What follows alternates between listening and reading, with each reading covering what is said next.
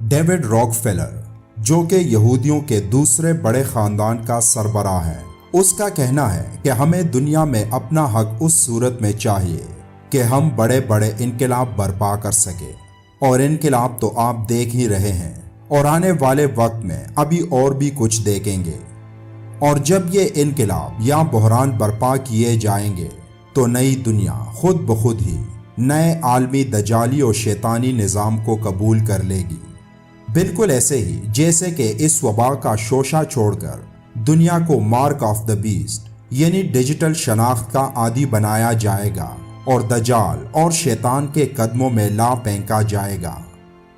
आज की वीडियो का मौजू सिम्पसन की एक और पेशन गोई के बारे में है, जो हाल ही में एक अमरीकी सयाफाम बाशिंदे के कत्ल के बाद अमरीका में होने वाले पुरतशद्दुद मुजाहिरों की शक्ल में पूरी हुई।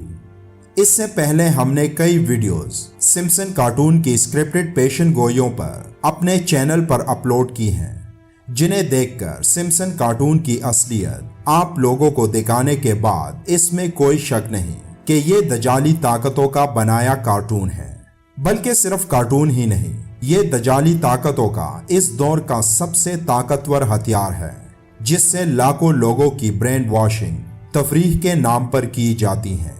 9/11 के वाक़े से लेकर फीफा वर्ल्ड कप और फिर एबोला से लेकर इस फैलती वबा तक इस दजाली सिम्पसन कार्टून की तकरीबन तमाम ही पेशन गोइयां दुरुस्त साबित हुई हैं।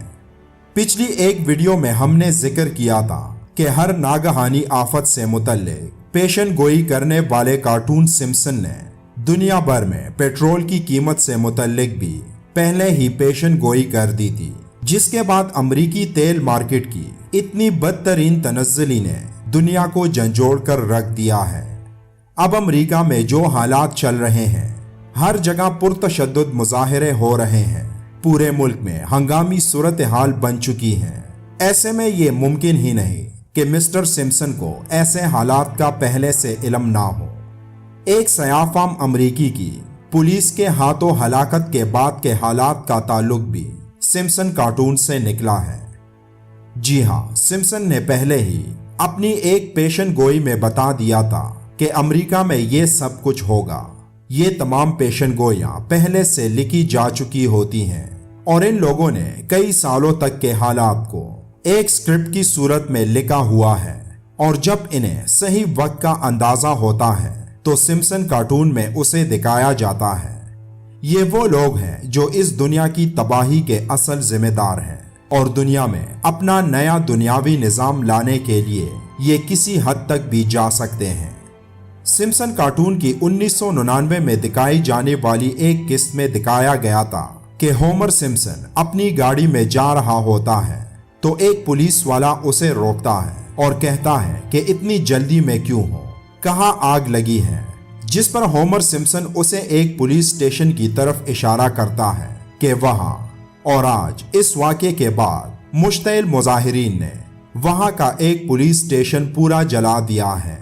जो देखते ही देखते राख का ढेर बन गया है। और इन तमाम हालात की पेशन गोई सिम्पसन कार्टून ने 1999 की एक किस्त में कर दी थी। लेकिन सिर्फ ये नहीं, बल्कि इसके बाद सिम्पसन कार्टून में दिखाया जाता है कि लोग हर जगह एहतजाज कर रहे हैं और जगह जगह फसादात होते हैं, दुकानों को लूटा जा रहा है, गाड़ियों को नुकसान पहुंचाया जा रहा है, और होमर सिम्पसन एक बैंक का शीशा तोड़कर अंदर दाखिल होकर वहां से पैसे चोरी करता है। यही सब कुछ अमेरिका में जारी मुजाहिरों के दौरान भी कैमरे की आंख ने महफूज कर लिया है,